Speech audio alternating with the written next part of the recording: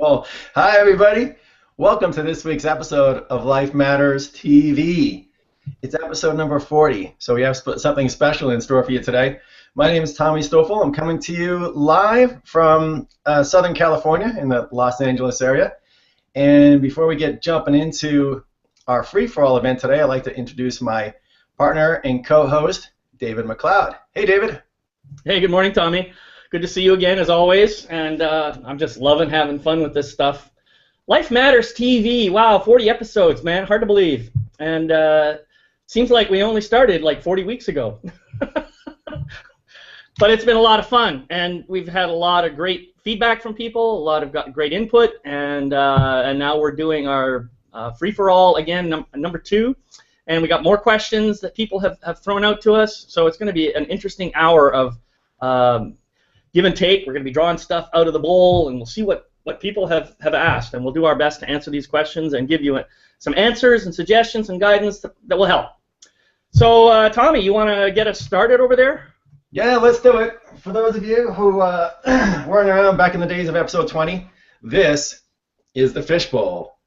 It's a real live actual fishbowl that's never had fish in it because I have my own opinions about that. But there's all your great questions in here. So I'm just going to reach in, and we're going to pull out, and we're going to start answering questions, and as best we can. David's going to post these questions into the chat box.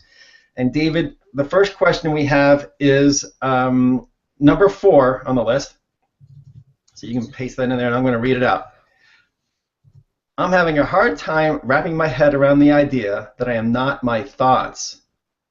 It seems that science believes that without thought, we don't exist, which is why Descartes came to the conclusion, I think, therefore I am. Come on, guys, help me out there, or help me out here. So I'll read that again. Jeff's brilliant question, and it's at the core of what we do here at Life Matters TV. I'm having a hard time wrapping my head around the idea that I'm not my thoughts. It seems that science believes that without thoughts, we don't exist. I think, therefore I am. I think that's a... Go ahead, David. Why don't you start this one off? Yeah, that's a really great question, and I think Jeff is right in relation to how science tends to work. If you look at the scientific method, basically the scientific method wants to take some premise, some hypothesis, and prove that it's either true or false. And they do this by building an experiment or a series of experiments that are reproducible, falsifiable, and provable. I think that's the basic idea. Now, of course, that means that we have to be able to observe the results. And most of our observations come from our 5 physical senses.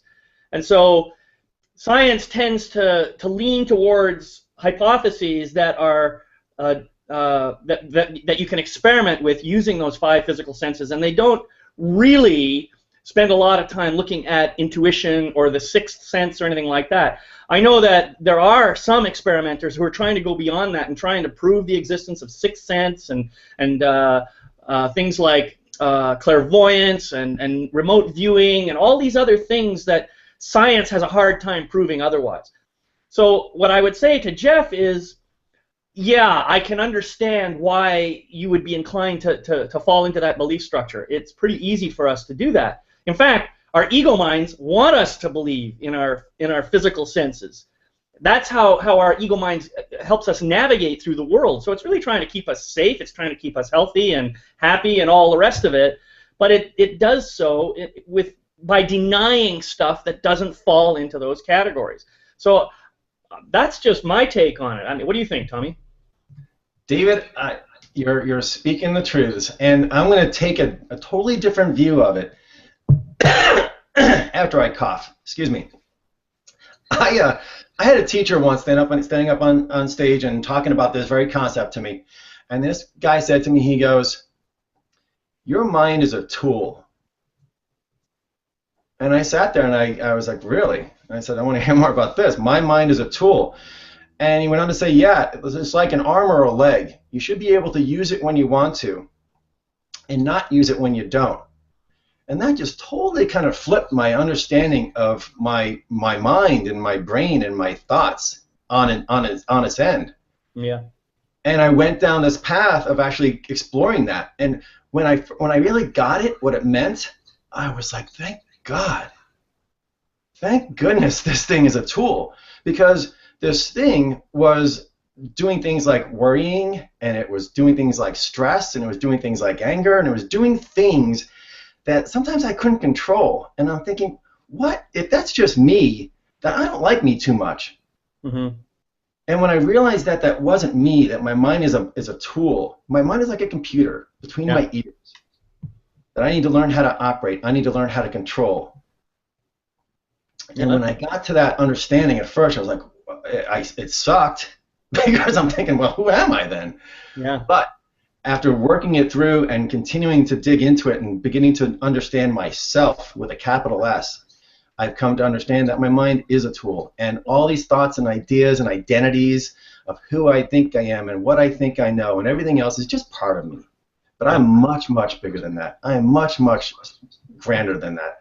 And that's just a part of who I am. And it gets into this body, mind, spirit kind of trilogy of myself and this living, being, breathing body.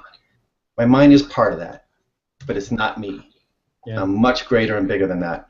And this topic, David, there are people that are much more studied than I am that take hours and days and months to speak on this topic. Yeah. So I'm going to suggest that we take this one and put it into our future event list and talk about it in more depth in the future. Well, yeah, there's something I wanted to add to that, though. If you think about an amazing human ability that most of us don't even realize we have, but we are maybe the only species, certainly on this planet, that's capable of recognizing that we're thinking. Well, who is doing the recognizing? That's the part that's always thrown me off. I can't, if I were just my thoughts, if that were true, if I were just the sum of my thoughts, then I wouldn't probably be able to recognize that I was thinking in the first place. So there's some other level of myself here that really is bigger than the thoughts. You know? And we can do this. All of us are capable of doing it. As soon as you tell somebody, think about what you're thinking, they say, oh, well, I'm thinking about this. How do you know that? So that's something that I kind of remind people about. Yeah, absolutely true. There's the idea of maybe sometimes imagining that you're taking yourself away from yourself and you're sitting in a theater, that you're sitting in a theater and you're watching on stage now your mind or yourself acting through life. That is becoming what they call it an observer. In Veda, in a Hindu tradition, they call it the witness. Mm-hmm. And I'm actually gonna put in a link here to if anybody wants to dive into this in a deep sense and understand that kind of the layers and getting back to the witness. I watched a great video last week that maybe I'll put in here in the link and you guys can pick that up on YouTube. But one other thing I was going to get at, and it's gone.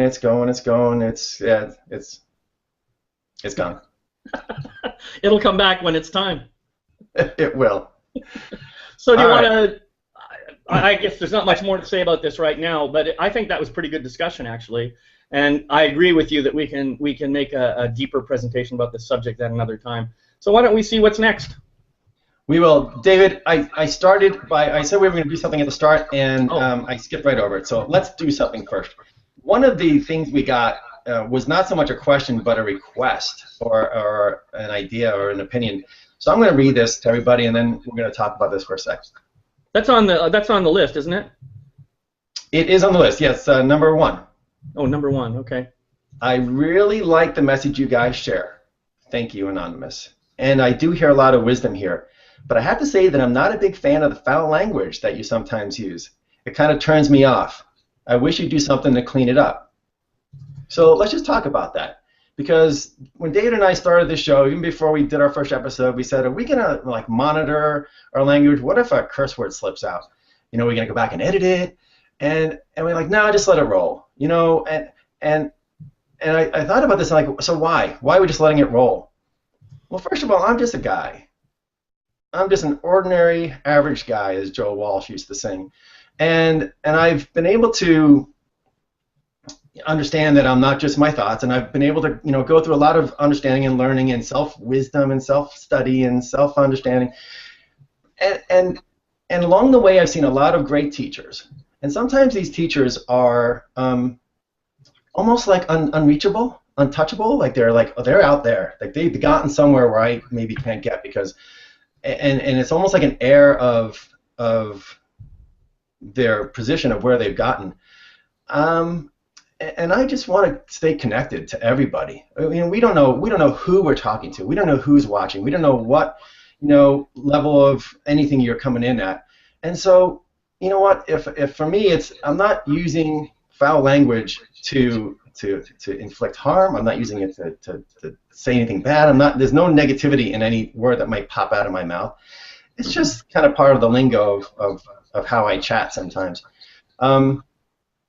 So that's where I'm coming from, and I think if it's pushing a button inside of people, then let us know about it. If it's a button, then look at it too yourself and see maybe what are your ideas on what foul language. Maybe you were punished a lot as a kid. Maybe you were told that maybe you have an opinion that it's low talk, and we're talking about higher ideals. All valid, but just understand, look in yourself and understand where those buttons might be. But do go ahead and let us know if it's bothering people. Let us know about it, and we'll take that into consideration. Yeah. David, what do you think or feel about this? Well, I can understand that some people might be offended by things that we say, and I'm okay with that, to be honest. I'm okay with that. We're not going out of our way in any way that I can see to deliberately offend anybody. What we're doing is we're just speaking to the best of our ability, our truth and our perspective on personal growth and on things that matter in life. I'm sure that we could offend people without ever using foul language. I'm sure that that's possible. I'm sure that there are plenty of people out there who have listened to what we've said and have been triggered one way or another and might have even been angry with us.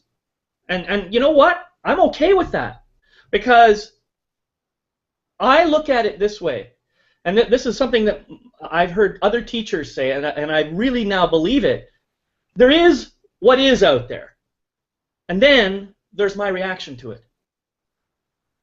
Really, that's all there is to it.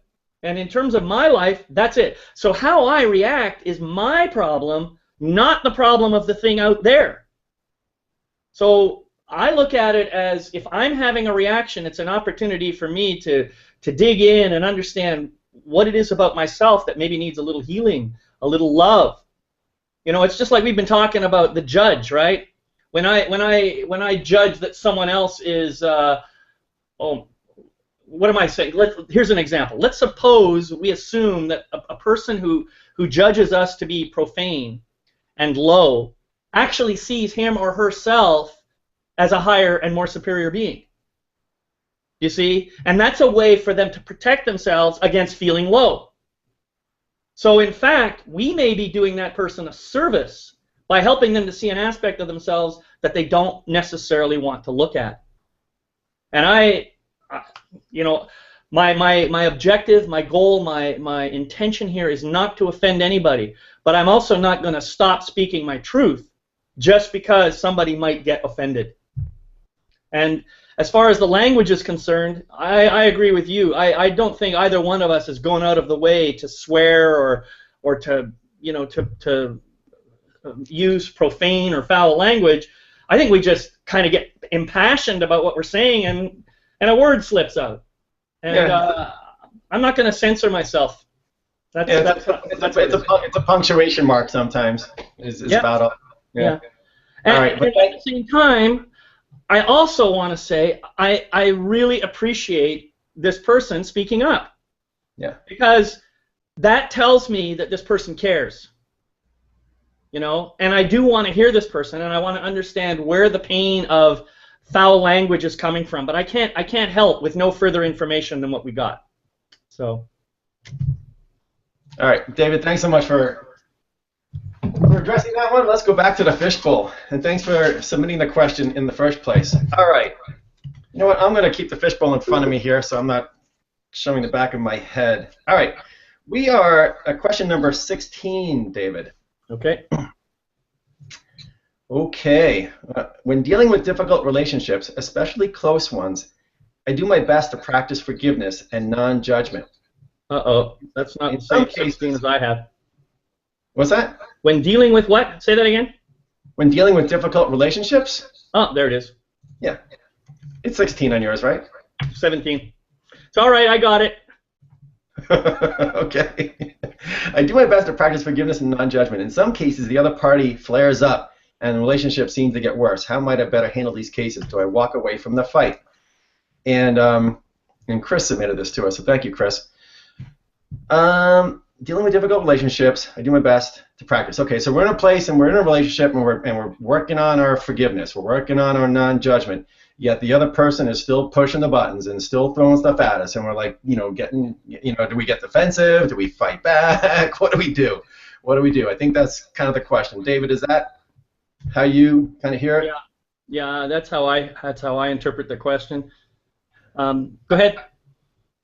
So the judging in the first place, right? We've talked about this a lot. Is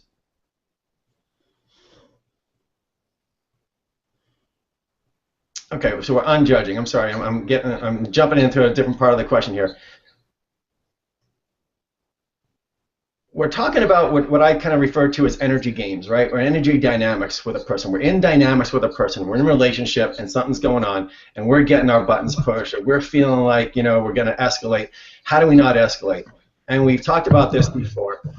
and as you get better at this and get more aware of this, you're going to start to keep getting those pauses, right? We're talking about those pauses. You're just going to have a second pause so you don't knee-jerk react and jump into the fight, because that's what you're doing. Somebody is pushing your button, and they're trying to actually get a reaction out of you. They're trying to get something out of you. They're trying to get energy out of you. And as part of this practice, part of this, your spiritual walking practice, is that trouble's going to come your way, and you're going to have to keep practicing patience, keep practicing non-judgment, keep practicing, and don't get pulled back into the drama. That's the game here, right? It's like all of a sudden there's like people in the ocean and they're drowning and they're flailing around. People are always flailing around there, and they're trying to grab you, and you're maybe in a boat. Maybe you've dragged yourself into a boat, and you're sitting there and you're breathing hard and you're trying to get your wind about you, and they're just grabbing at you, trying to pull you back into the water.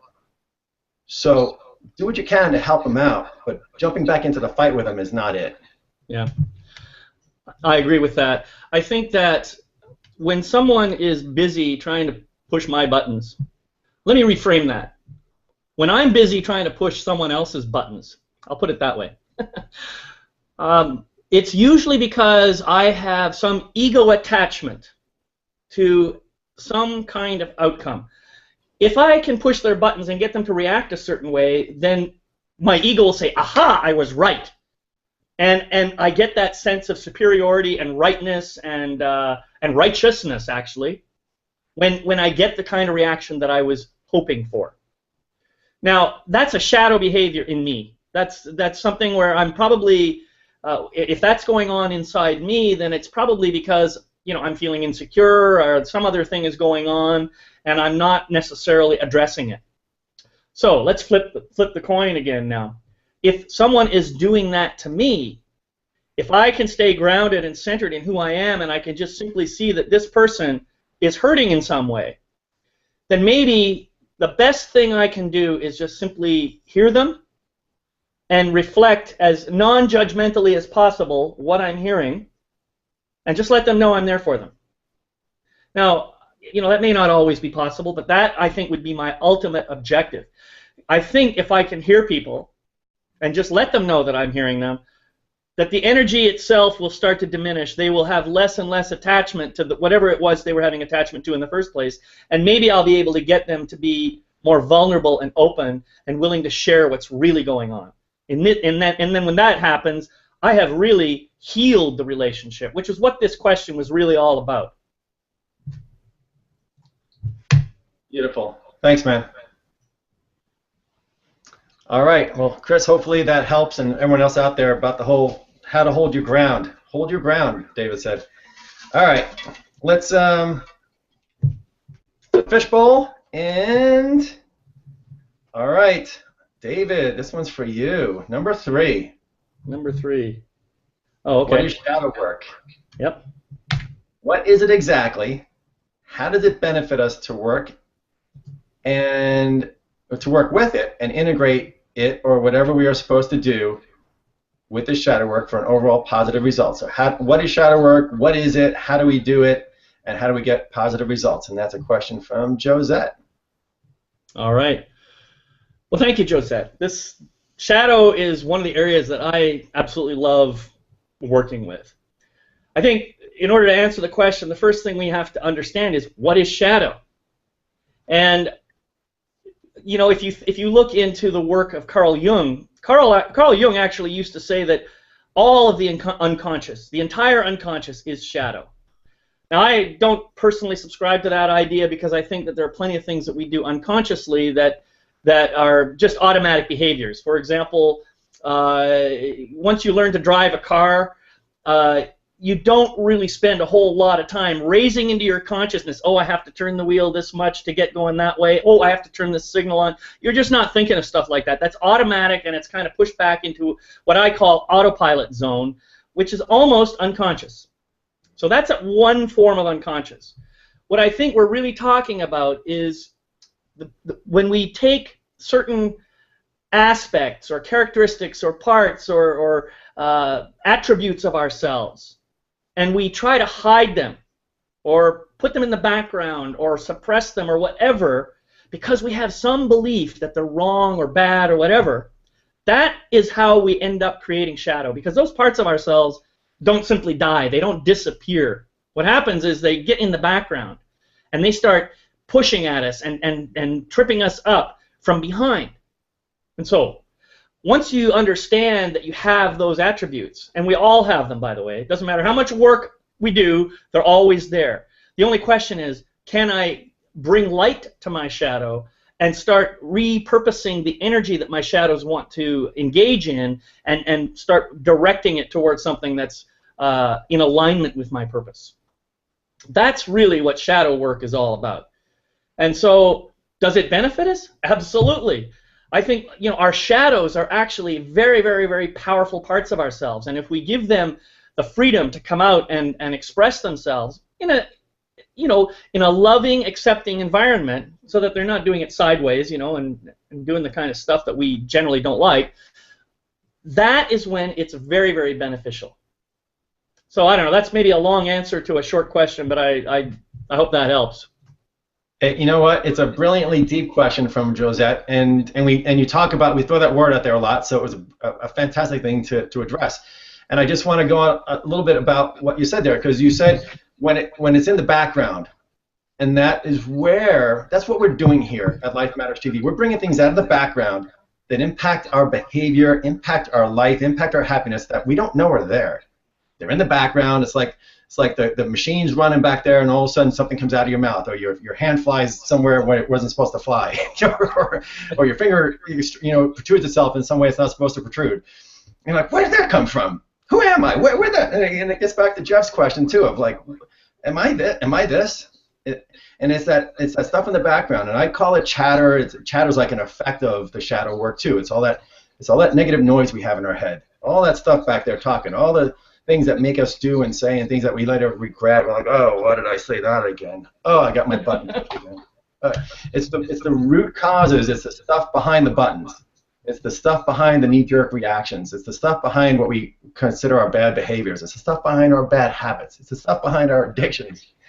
Absolutely. And as long as it's in the background, it's having an effect on your life that you aren't in control of. And that's when this person said, your mind's a tool. I'm like, thank God. So now I can start controlling this thing and figuring out what's in the background, bring it up in front, and look at it. Get to know yourself. Everything we talk about here at Life Matters TV, and that's what we're doing. We're bringing stuff out of the background into the front. Call it shadow, call it chatter, call it bad habits, call it whatever.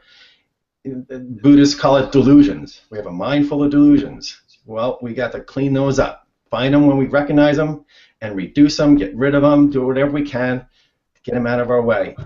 You want the benefit of this, Josette? That's it. Feel what that feels like. If all that negative stuff isn't running around in your head anymore, how much lighter are you going to be? How much funner is life going to be? How much more happy are you going to be? That's the benefit out of doing shadow work and any of this work. Yeah, and as Byron Katie would say, who would you be without that thought? All right, my Buddha friend. Brilliant, brilliant question, Josette. Thank you. And this one plays into Jeff's question as well, right? You know, if I'm not my thoughts, what am I? Well, part of your thoughts is the negative stuff, and that's what we're trying to deal with. All right, reaching my hand into the fishbowl and pulling out question number 21. All right. This one, wow, we can't get away from it today. On the topic of relationships, how about something on how we're all related? What would be different if we lived as all one tribe? Who do we have to become for that to work? So how are we all related? What would be different if we realized that and lived with that awareness that we're all connected? And what do we have to do to become that, to realize that connection? That's kind of what I'm getting from that question. Mm-hmm. Oh, you're leaving it for me to answer, are you? Well, that's the benefit of me reading it first, so you get the kick. See. Okay. Well, I think one of the things that we have talked about a lot here, Tommy, is, we are all one. I mean, it's just a fact of life. And it's not just a concept. It's a reality. I know that people who are stuck in their thinking minds have a difficult time with that. Because when you're in your mind and you're caught up in your ego, it's easy for us to see separation and difference and all the rest of it. In fact, if you think about this mind, this tool that you were talking about before, and I'll be more precise, I'll call it brain. The brain is really nothing more than a high-powered pattern recognition machine. And, well, I'm sure there's got a lot more to it than that, but basically that's one of its prime functions. And that means that the brain is really good at seeing differences. Now think about this for a minute. If you look around at human beings, there are so many ways that we are the same. So many ways. And it's when we see a difference, that's when we notice. So for example, most of us walk around on two legs. Most of us have two arms, two ears, two nostrils, two eyes, two eyebrows. We have a basic structure that's the same for everybody. But you watch and you see somebody with missing one arm, I'll bet you're going to notice that person immediately. Why? Because he doesn't fit the normal pattern that we're used to seeing. So we see someone who's different and we categorize that person as somehow separate from us. But the fact is, we see differences between ourselves all the time. Differences in voice, differences in how many earrings people have, differences in, whether I scowl or whether I smile. These sorts of things we are constantly on the lookout for because our brain's designed to look at that. But the truth is, if you just think about chemistry and physics. Human beings, any two human beings you pick are about 99.9999999999999% the same. And furthermore, if you take any electron from any two human beings and compare them, they are, from a physical standpoint, identical. There's no difference between those two electrons. And there's no way science can find any difference between them. So if we swap them, are the people different? And if you think about this even further and talk about, quantum physics, we are exchanging energy with one another 100% of the time. We're constantly exchanging things. In fact, I'm exchanging energy with this painting up here. That's happening too. So I am one with everyone and everything in this entire universe, and so are you guys. See, that was easy. That was easy. I usually start with a rock. And I say, see this. Me right now, but I say, see this rock. Imagine there's a rock in my head. This rock is made up of molecules. We're gonna quantum physics this one into oneness. This rock is made of molecules, and this molecule is made of atoms. And we know atoms are made up of a nucleus and electrons zipping around it. And we know there's a lot of freaking empty space between the nucleus and the electrons. So first off, there's a lot of empty space in everything we are and we do in reality. Yep. And as scientists keep trying to break apart that electron and then to quarks into pieces and parts and parts and parts and parts and parts, they haven't gotten here yet, because if they do, they might explode the whole planet.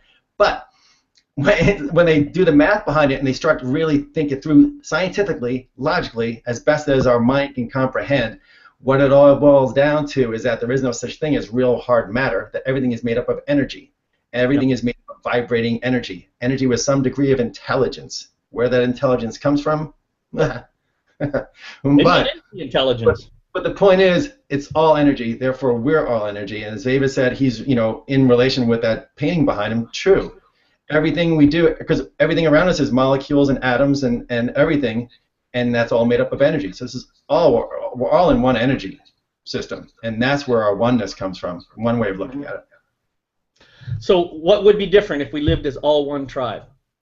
Well, that's part of what you and I are doing here, Tommy, is we're trying to raise awareness and get people to see each other as all one. And there are many other teachers on the planet who are doing the same thing. It's a question of choice. Simply start living as if you are all one tribe. That's what I say. If you start living that way, you'll start to see everyone around you as a brother and a sister, and as yourself, in fact. And when you start doing that, then you cannot help but start treating people with more love and dignity and respect and all the rest of it. And remember that anything you do to yourself, you do to somebody else. Anything you do to somebody else, you do to yourself. That's the real meaning of the golden rule, and it's an unavoidable law of nature. Okay, again, we can spend hours on this one, and one more just subtlety in there. The golden rule. One of the key things to practice, to work on, to start to stop this separation between us, to start dissolving that separation, is something we talk about all the time, and David mentioned it a little while ago. It's this judgment. It's this having judgments of others, being judgmental. And that is a grand separator right there. So if you want to start focusing on one thing in particular to help start bringing us together, stop judging. Because every war we look at, every fight that's going on, every bomb that's, every person that's murdered, it's rooted in some sort of judgment. I'm right, you're wrong. I'm right, you're wrong. It goes back to, if you want to get into the Bible, what they say is original sin, which most people don't even know, is the knowledge of good and evil. The taking of the knowledge of good and evil. When we take upon ourselves to judge what is right and wrong, good and evil, we're creating the worst thing that we can do to separate ourselves. And that's where it begins. Start mending that judgment. Start working on yourself as best you can to stop judging everybody, one person at a time. Yeah. End things, and we'll start coming together. Yeah. That's great, Tommy. And I would just add one more little piece on that. It's difficult to simply stop judging. So as we've told you over and over and over again, first, awareness. Notice when you're judging. Second, feel what that feels like. Get down inside and say, well, what is this feeding inside me to judge this person?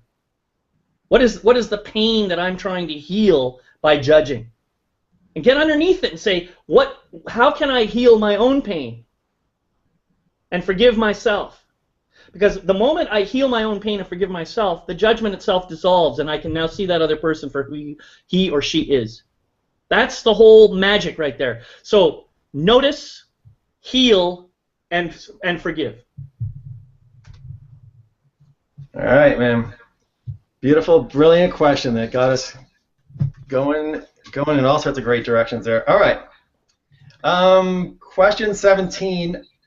You just answered this one. And another brilliant question from Chris. How do I judge less? I know this is a key ingredient to good relationships. How do I practice judging less? What makes me judge others in the first place? I think we just talked about that one. Yeah, and maybe we need to have a little bit further discussion on it. So how do I judge less? A key ingredient to good relationships. How do I practice? Well, I think you're right, Tommy. We did kind of talk about it. The first thing is awareness, as I said. You have to notice when you're judging. Now, if you're in the heat of an argument with someone, it may be really difficult to be in that space of observing. You're too busy at that point, in the heat of the argument, caught up in the ego that wants to be right and wants to make the other person wrong. You're attached to that. So probably the first thing to do in that case is to detach. And that might mean saying, okay, whoa, stop. This is not how I want to be showing up. I'm going to take a break. I'm going to head out for a walk, and when I come back, then we'll have a chance to talk about this. You can do that at any time in any relationship, and I'm sure your partner in the long run will appreciate it, although in the moment, your partner who's also trying to be right might say, "Don't you dare leave me, blah, blah." I've had that happen too, so. How dare you walk out? I'm not rating you yet. Get back here. I'm not through with you yet.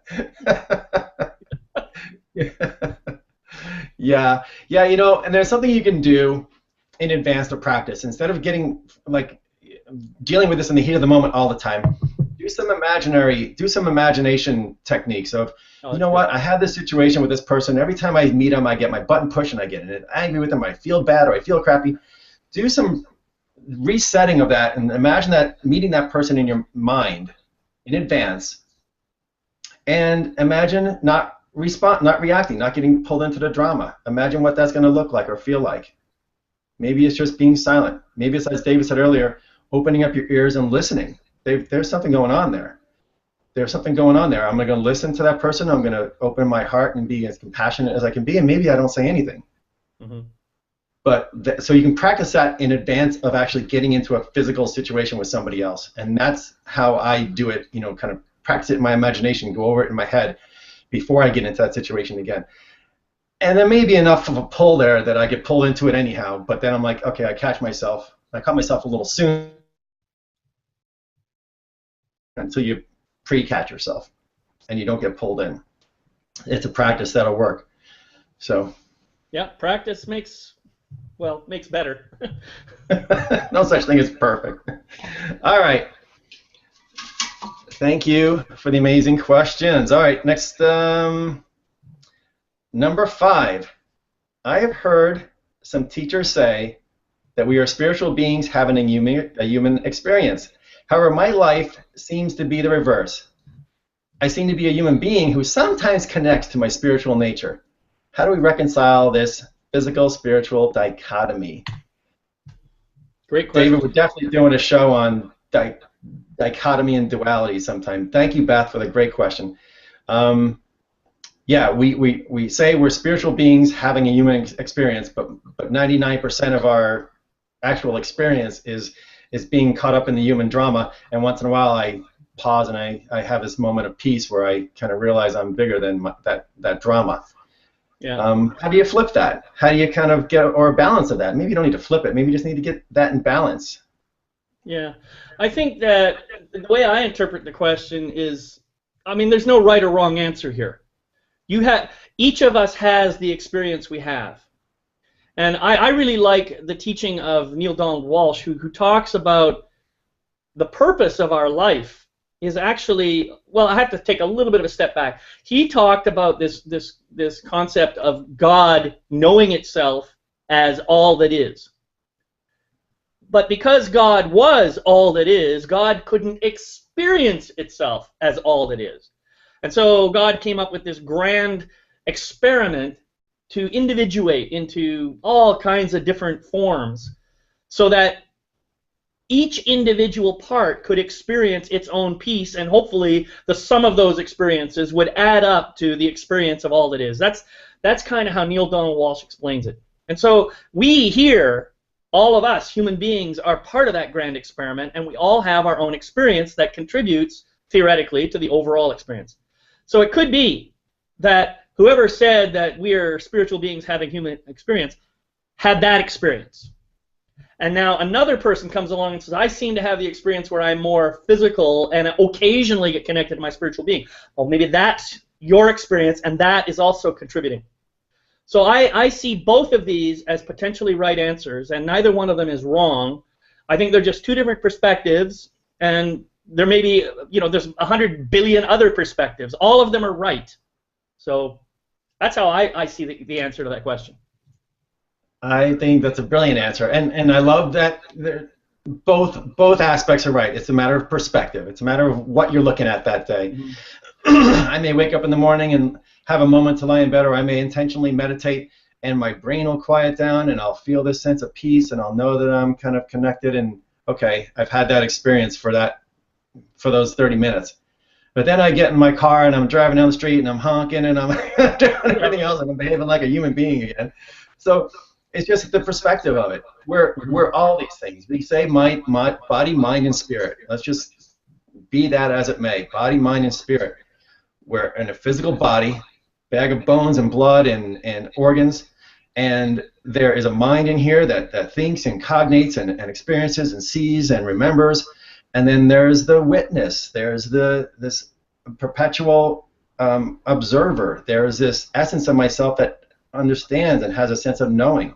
And you can feel this sometimes. You know when when you have some insight or you have some intuition, you have some knowing. There are some words we try to put around this concept, but that's kind of your higher self. That's your spirit. That's your essence, and it's there. It's part of you. It's subtle, and it's not always in the forefront.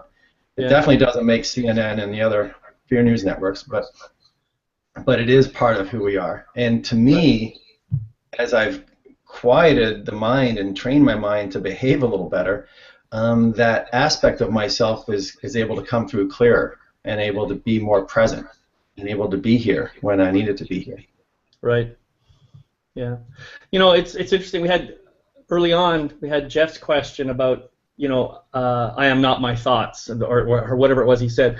And I think that there's a really powerful piece here. So if you think about it, I'm not my thoughts, but I'm not my body either. And I'm not my mind. I'm not the roles I play. I'm not the father, the son, the brother, the sister. I'm not any of those roles. You see, as I pull those away, and the reason I know that this is true is because I can actually come back and I can look and I can see all those roles that I play, all those actions that I take. I can see the thoughts in my head. I can see my body. So who is doing the seeing? Is that who I am? Is that me back there? And if I to take another step back, can I see myself observing myself? Think about it. This could be like the Russian doll thing. We're layers within layers within layers. And I don't know the answer. I just know that whenever I ask myself the question, who am I, all kinds of new answers come up. And in the moment that I say them, they feel right, but a moment later, they don't feel right anymore. That's just been my experience. So I know that I'm everything and I am nothing all at once. That's how I kind of see myself.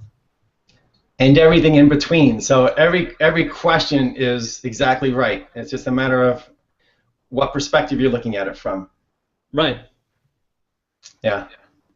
All right, I'm going to do this because when I saw all these questions on what some people call duality and this conflict in our mind of being us or being a higher being or whatever, this morning I went into the garage and I made something. It looks like a globe from there, but it is really a silly ball from the Clone Wars. It's a plastic ball that was about the right size of something we needed to exercise. This kind of represents to me this outward being of me, my mind and all my thoughts and all my identities and everything I think about. And as I start, and my shadows and my chatter and everything, this is just sometimes a fog that I can get stuck in.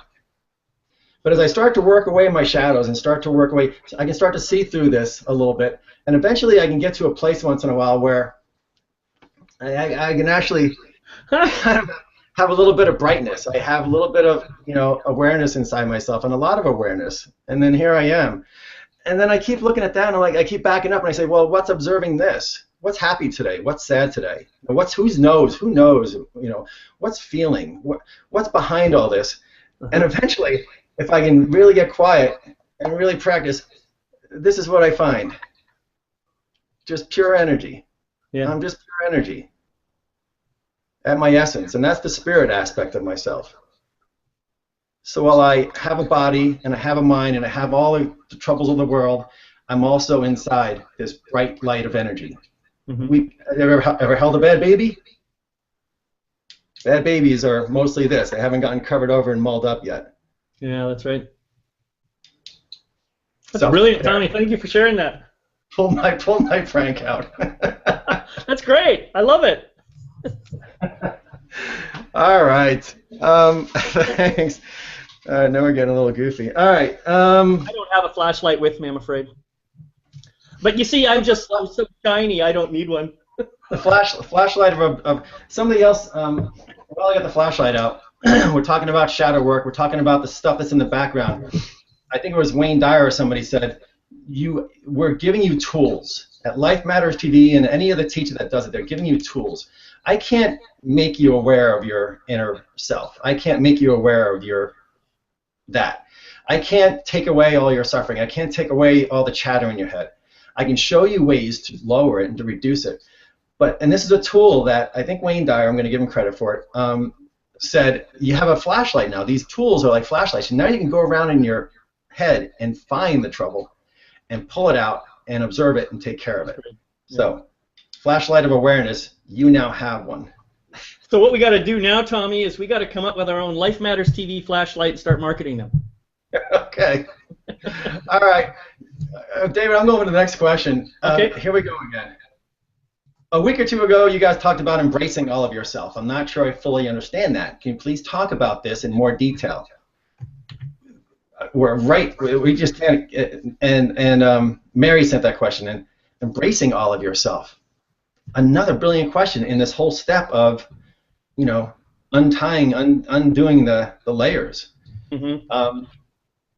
When I started undoing myself, then some people use that term, right? I started looking in the mirror and looking at what's going on. I started looking at this, this glob of what I was thinking and saying and doing and acting, and through the help of teachers, I was like starting to dismantle a little bit. Like, I don't want to be that anymore. I don't want to worry anymore. I don't want to have all the stress anymore. Well, how do I get rid of them?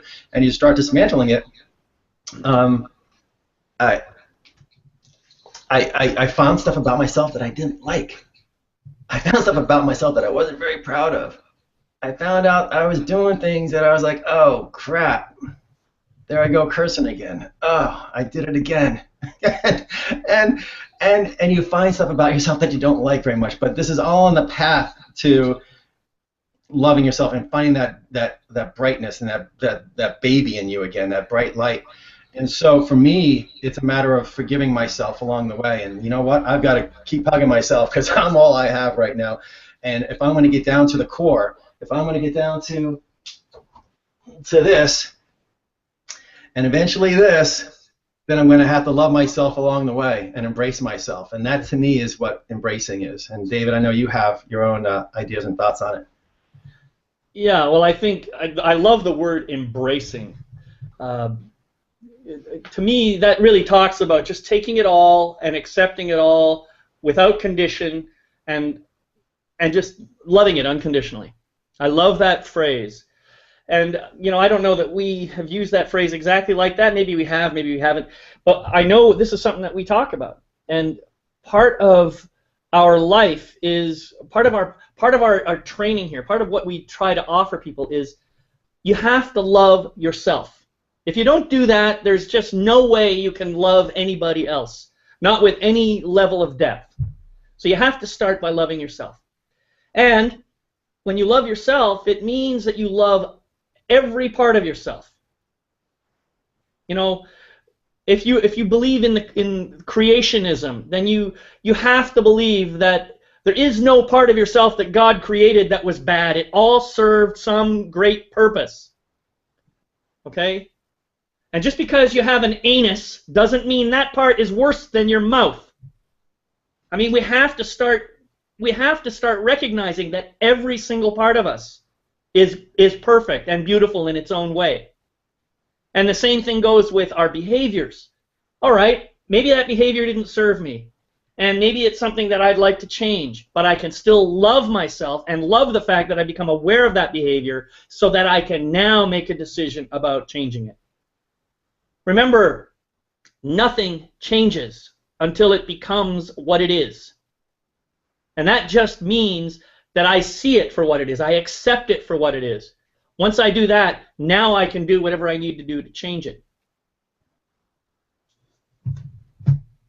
So one other thing on there, you're absolutely right on the embracing it, and it's a word that's going to keep coming up, is that judging, right? And it's a matter of like looking at your own self, and maybe if you didn't do things right in the past. I had some guy come up to me after I was on stage and talking, and he's like, "Man, I don't know if I want to do this. I've done a lot of bad things in my life."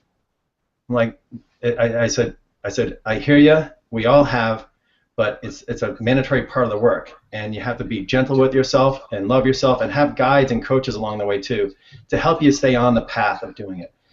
So another great sage said, seek. When you seek, you're going to find. So if you're looking for answers to what we're talking about here yourself, you're going to find the answers. Third step of the process is you're going to be troubled. It's just part of it. So we need to be gentle with ourselves. We need to forgive ourselves, and in that sense, we need to unconditionally love ourselves without judging what we've done, and to move on, to move ahead, and to get a little better.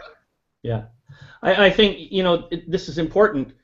Not only should I embrace all of myself. Well, if I am embracing all of myself, that implies I am embracing every aspect of myself, which means that I embrace my judgments too. If I judge myself harshly for having judgments, then I am not embracing myself. And the other piece is I can't be aware of the damage I'm doing to myself until I become aware of all my behaviors, and that includes the ones that I don't want to look at. And maybe it mostly includes those ones. I've come up with a new mantra that I'm teaching people now, and it's a 3-part mantra. First, gratefully forgive who you used to be. Second, gratefully accept who you are now. And third, gratefully welcome who you choose to be next.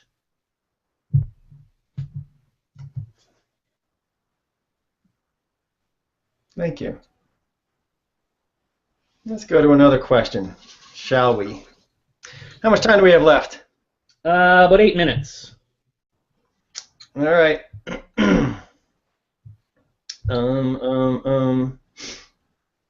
My gosh, they keep coming at me. I'm like, I pre-read this one. I'm like, here we go again. Excellent. This is question number 25. I've heard you guys talk about dissolving the ego. What exactly does that mean, and how do I do it? Wendy.